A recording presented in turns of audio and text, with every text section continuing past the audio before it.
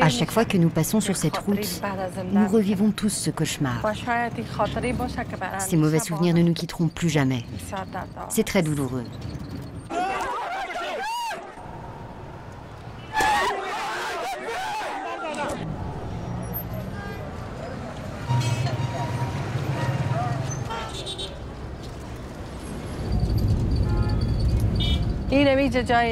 Voici l'endroit où Farhunda a été battue. Elle a été battue ici et brûlée à cet endroit. De là-bas à ici, elle a été traînée par une voiture.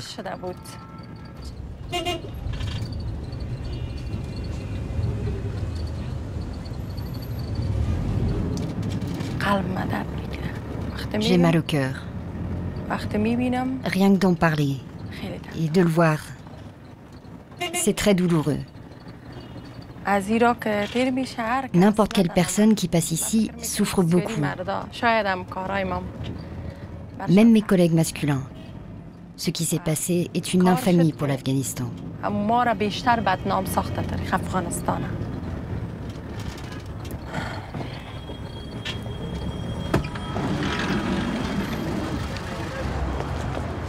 Jamais Shakila n'aurait imaginé qu'une femme puisse être massacrée aujourd'hui, en plein cœur de Kaboul, la capitale afghane. Reporter phare de Tolo News, la chaîne de télévision privée la plus regardée d'Afghanistan, elle a couvert les manifestations d'indignation qui ont suivi le meurtre.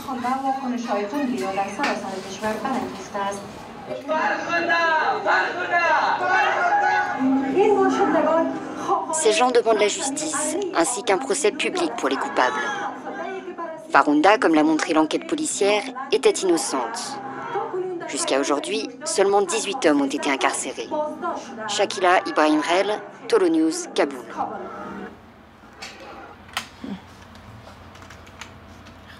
Elle aussi est devenue militante. Shakila a rejoint un mouvement spontané, national, qui demande que justice soit faite pour Farhunda. Nous voulons que tout le monde connaisse les visages des coupables, pour qu'ils soient punis, et que ceux qui sont encore libres soient arrêtés. Donc j'expose leur nom, leur visage, leur métier à toute notre audience. Et ils ont avoué. Tenez, regardez, montre-lui. Amène la première image, celle-là. Regarde, cet homme est un commerçant. Il l'a frappé avec une pierre. La pierre est là, à ses pieds. On a tout vu sur les vidéos quand ils l'ont frappé. Brûlé, ils étaient tous coupables. C'est grâce à l'aide de la population que la police les a arrêtés. Il y avait 19 policiers parmi eux qui ont été arrêtés. 19. Le commissaire du district a même été emprisonné. Maintenant, les commerçants ont aussi une responsabilité parce qu'ils ont tout vu et n'ont rien fait. Tous coupables.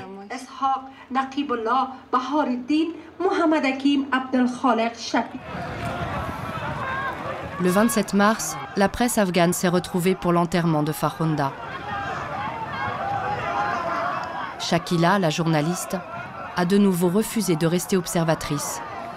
Il fallait rompre avec les traditions. Une quinzaine de femmes se sont jointes à elle pour prendre la place des hommes.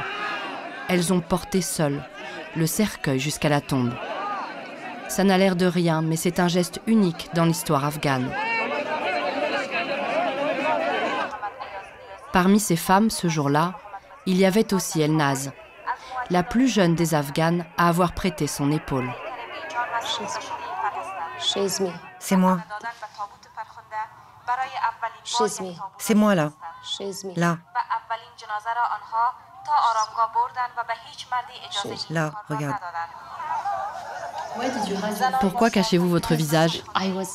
J'avais peur qu'ils m'attaquent et arrachent mon voile, comme ils l'ont fait à Farhunda.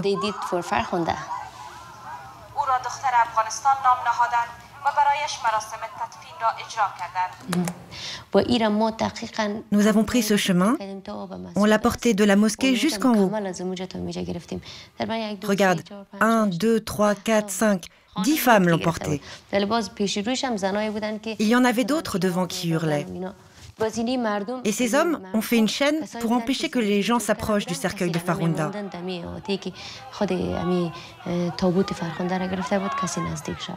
Très bien. Il y avait beaucoup de monde, peut-être 2-3 000 personnes. C'était pour éviter le désordre. Ah oui, pour que personne ne s'approche de Farrounda. Bah oui, c'est la première fois que les femmes ont fait ça.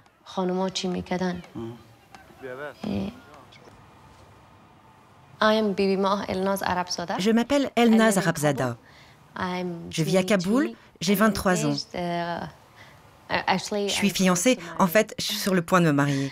Mon frère m'aide, il est avec moi.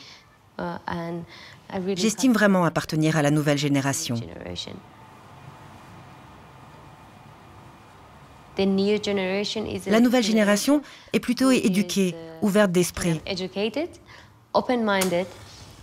On n'apprend pas que l'enseignement religieux. On étudie plein d'autres thématiques.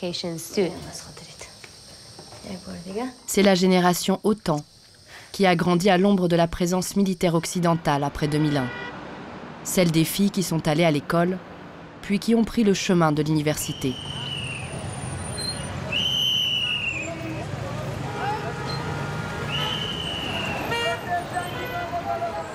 Dans les villes, comme à Kaboul, l'évolution est évidente.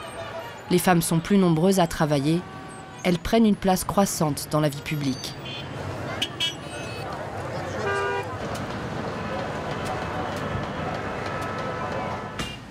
Certaines, comme Elnaz, vont plus loin encore et s'engagent. Elles travaillent pour une association de défense des droits de l'homme, qui plus est, dans des bureaux exclusivement masculins, comme presque partout en Afghanistan. Je pense que ce n'est pas du tout la norme dans le pays d'avoir des hommes et des femmes qui travaillent ensemble. Nous avons besoin d'une prise de conscience et d'éduquer les gens dans les provinces et dans le reste du pays pour le bien-être de l'Afghanistan.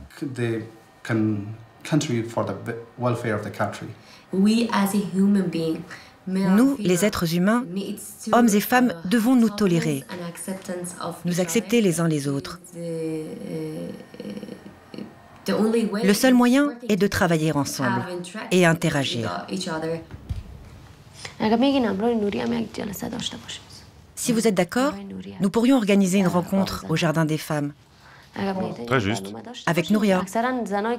Parce que les femmes dont nous nous occupons ici appartiennent à la haute société. Mais là-bas, on toucherait encore plus de femmes. Ouais. On pourrait y rencontrer celles qui appartiennent aux classes pauvres et moyennes. Il faudrait que ce soit lié à l'histoire de Farrounda.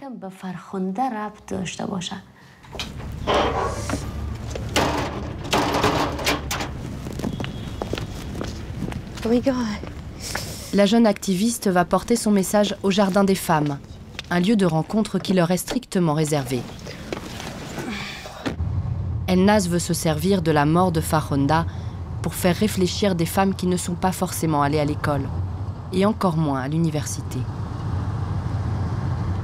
Il y a une chose qui me préoccupe. Je suis curieuse. J'ai l'impression que depuis l'incident de Farrounda, les femmes ont sérieusement peur. Qu'est-ce que ça vous a fait quand vous avez appris que Farrounda avait été tuée? On était sous le choc. Vraiment sous le choc? Maintenant, j'ai vraiment peur des hommes. Je n'ose même plus les regarder quand je sors. Je me dis que ce sont des animaux, des sauvages. Oh mon Dieu. Si le gouvernement me les livrait, je réunirais d'autres femmes, des voisines, et je les tuerais exactement comme ils ont tué Farrounda. Je les tuerais de mes propres mains. Tu vois à quel point ça m'a touchée? Alors, est-ce que vous pensez, s'il se passait quelque chose dans la rue, que vous pourriez vous défendre? Par exemple, dehors, si un garçon vous insultait, vous touchait, ou faisait quelque chose d'immoral, comme enlever votre voile, vous feriez quoi? Bah rien. Rien. On laisserait faire Dieu, qu'il fasse un miracle. Bon, d'accord, mais en attendant que Dieu fasse son miracle, vous êtes confronté à une grande violence. Vous faites quoi sur le coup pour vous défendre? Rien, parce que je laisserai faire Dieu selon sa volonté. Non, nous devons garder en tête qu'il y a des commerçants, des hommes dans la rue, et que les Afghans ne sont pas tous mauvais. On n'a plus confiance. La confiance est totalement détruite. Comment on fait? Je ne dis pas que vous devriez vous déplacer avec un gant de boxe en fer, ou que vous devriez les frapper. Non. Mais je dis que nous devrions avoir une stratégie pour nous défendre, qui passe par le dialogue, la discussion avec des arguments. Nous devons garder en tête que si un incident arrive, il faut d'abord qu'on sache se défendre par la parole.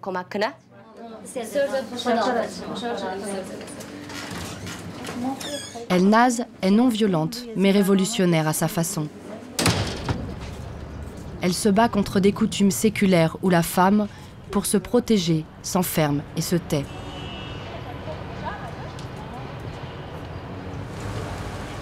De l'autre côté de la ville à Kartessé, des murs, encore. Ils servent à cacher ce que les Afghans appellent une maison sécurisée. C'est un refuge où la directrice accueille une centaine de femmes en détresse qui n'ont nulle part où aller et personne pour les défendre.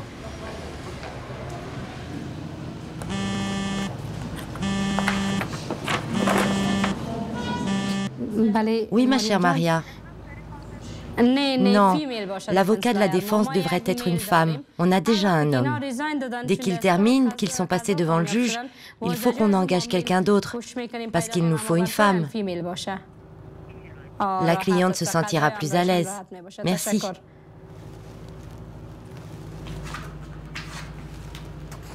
Je m'appelle Benafsha Amiri. J'ai 24 ans. Je suis mariée depuis 3 ans et j'ai une petite fille de 2 ans. Je suis la directrice de l'association Women for Afghan Women pour la province de Kaboul. Aujourd'hui, c'est plutôt calme au bureau. Sinon, d'habitude, les employés viennent me demander s'ils doivent faire ceci ou s'ils doivent faire cela. Parce qu'en plus de diriger le bureau, je dois aussi leur donner des conseils légaux, car je suis également avocate. Pardon, mais la fille est arrivée. Tu viens ou tu restes? Non, je dois terminer ce que j'ai à faire, vas-y. D'accord, alors j'y vais. Oui, au revoir. Là, par exemple, il faut que je parle au policier du commissariat d'à côté pour qu'il enquête sur cette femme qui s'est suicidée. Je sais qu'elle s'est suicidée à cause des problèmes qu'elle avait avec son mari. Le suicide est un acte tellement honteux en Afghanistan que les policiers préfèrent classer les dossiers sans suite. Ici, Benafsha veut les pousser à agir. Les frères de la victime estiment que leur beau-frère est responsable du suicide de sa femme. S'ils n'obtiennent pas justice, ils se vengeront. Nous allons envoyer leur dossier au procureur, parce que nous pouvons vraiment aider ces 2 frères à punir le mari de leur sœur. Alors, si vous pouviez traiter ça rapidement, nous vous en serions très reconnaissants, monsieur. Par ailleurs, le commandant vient de vous donner un bon conseil. Votre sœur tenait à ce que vous n'entriez pas en conflit avec cet homme. Donc la police est là maintenant. Le procureur aussi. C'est bon. Ah oui, je comprends, c'est la loi. Ouais, c'est la loi, je comprends. La loi vous permettra de le faire arrêter comme un des responsables de sa mort. C'est à cause de lui qu'elle s'est tuée. Elle avait tellement peur, elle me disait « Mon cher frère, ne t'inquiète pas, tout ira bien. Seulement, ne t'approche pas de mon mari pour ne pas lancer de vendetta, s'il te plaît. » Et elle insistait. Il l'enfermait dans le sous-sol et quand elle était coincée, elle voyait ses enfants courir dehors pieds nus par la fenêtre du sous-sol. Il l'empêchait de sortir et disait aux enfants que leur mère était folle, qu'elle allait les battre comme elle le frappait lui.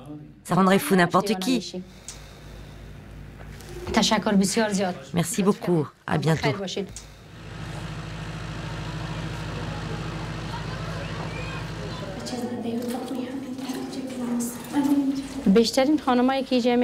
La plupart des femmes qu'on accueille sont des victimes de mariages forcés. Certaines sont même mineures. D'autres ont servi de monnaie d'échange pour régler des conflits entre familles. Tout ça est condamné par la législation qui protège les femmes. Mais ça continue d'exister en Afghanistan, et ce dans une proportion élevée. Toutes ces femmes sont des parias pour la société afghane. Samira s'est fiancée contre l'avis de ses parents. Éduquée, elle sait qu'elle en a le droit. Mais elle a fui malgré tout pour qu'ils ne lavent pas leur honte avec son sang. Les crimes d'honneur font toujours 150 mortes par an en Afghanistan. Le refuge de Benafsha la protège, le temps de faire respecter la loi. Ici, on nous conseille bien. L'endroit est respectable car il n'y a que des femmes, pas d'hommes. Ça a été fait exclusivement pour les femmes. Certains hommes ne sont pas respectueux des femmes et ils me font peur. Ils ont des mauvaises pensées. C'est pour ça que j'ai peur des hommes. Même s'il y a des hommes bons dans ce monde.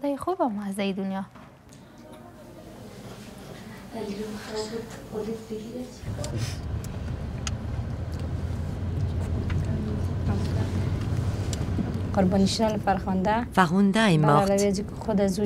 Mais pour nous, ce n'est pas un sacrifice vain, car elle a permis aux femmes de lutter, de révéler leur force et leur solidarité au monde.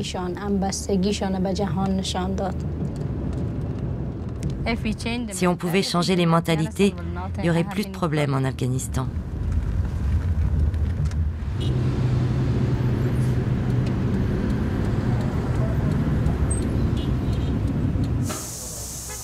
Benafsha habite, coutume oblige, avec la belle famille de son mari. Lui aussi est un défenseur des droits de l'homme. Il est très fier du travail de sa femme, qui tient plus du sacerdoce que du social. Affronter les traditions est un exercice qui peut se révéler périlleux dans le pays.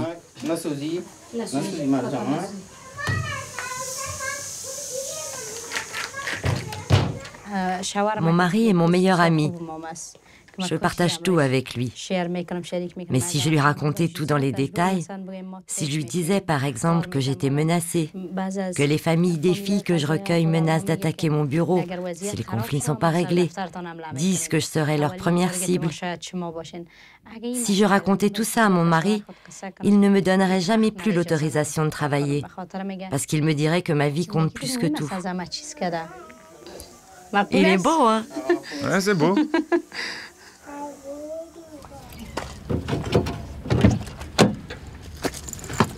De l'autre côté de la ville, Elnaz, la militante des droits de l'homme, poursuit ses études de sociologie dans une université privée.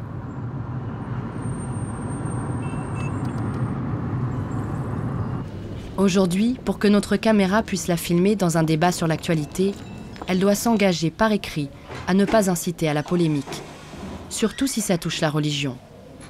En Afghanistan, le blasphème est punissable de la peine de mort. Mais quand on parle de Farhunda, la question religieuse fait surface tout de suite. De tous les civils, les femmes sont celles qui sont le plus touchées par la violence brute. Cette violence existe partout, au niveau domestique, dans les villes et en politique. Dans le cas de Farhunda, la religion a été un prétexte pour que le peuple se vide le cœur. Ce genre de violence trouve ses racines dans la culture, mais la religion n'est qu'un prétexte, non? La violence est moins un prétexte qu'un plaisir, je dirais. Un plaisir? Oui, nous prenons plaisir à voir souffrir les autres dans notre société. Attends, j'aimerais dire quelque chose. Si les gars de notre classe avaient été sur place, eux aussi auraient donné des coups de pied. Même moi, si j'avais été là, j'aurais fait comme eux. Et il n'y avait pas que des commerçants ou des illettrés. Il y avait aussi des étudiants au premier rang, comme nous. Ils étaient là parce qu'ils étaient pris dans l'ambiance et qu'ils ont eu peur de s'opposer à tout ça. Tout le monde l'aurait aussi frappé au passage.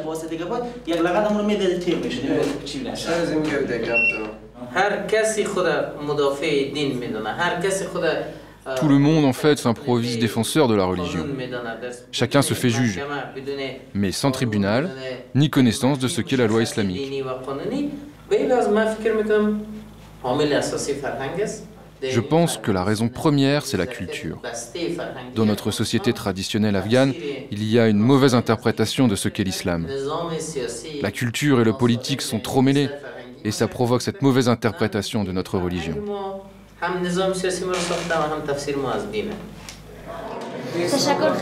Merci à tous. Les amis, merci, vraiment.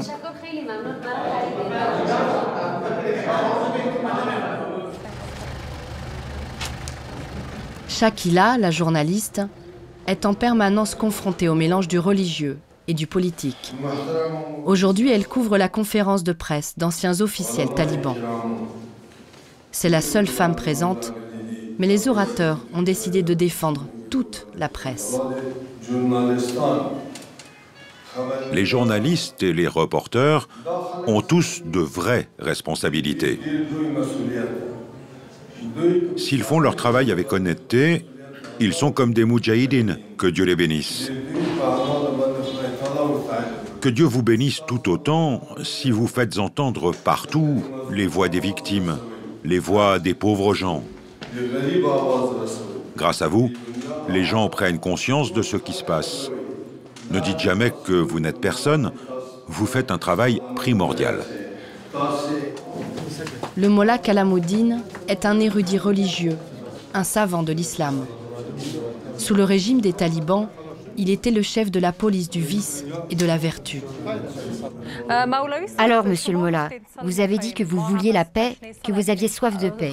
Quelles sont vos demandes? Avez-vous des suggestions? Avez-vous déjà pris contact avec l'opposition pour qu'elle vienne faire la paix avec le gouvernement? Les talibans veulent la paix. Et nous aussi, nous voulons la paix. Même les plus conservateurs prêchent la modération. Shakila ne posera pas de questions sur la mort de Farkhonda. Ce n'est pas le moment. Mais elle sait bien que plus personne en Afghanistan ne veut de ces horreurs.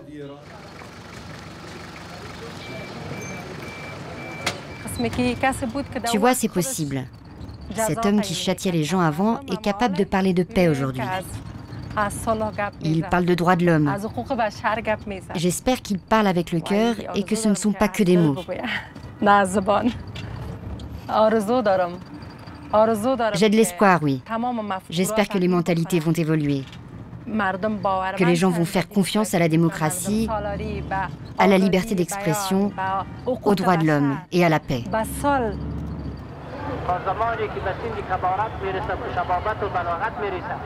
Pour la journaliste, l'avocate ou la militante des droits de l'homme, la mort de Farkhonda n'aura pas été vaine.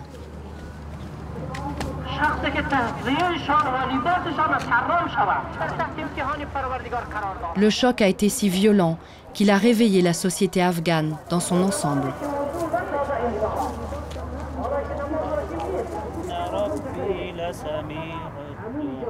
Alors Elnaz va continuer à se battre pour qu'hommes et femmes vivent en harmonie.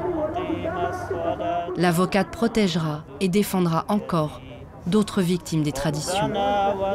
Et la journaliste poursuivra sa quête de vérité et de justice. Elle montre la voie du changement aux Afghans de la suivre.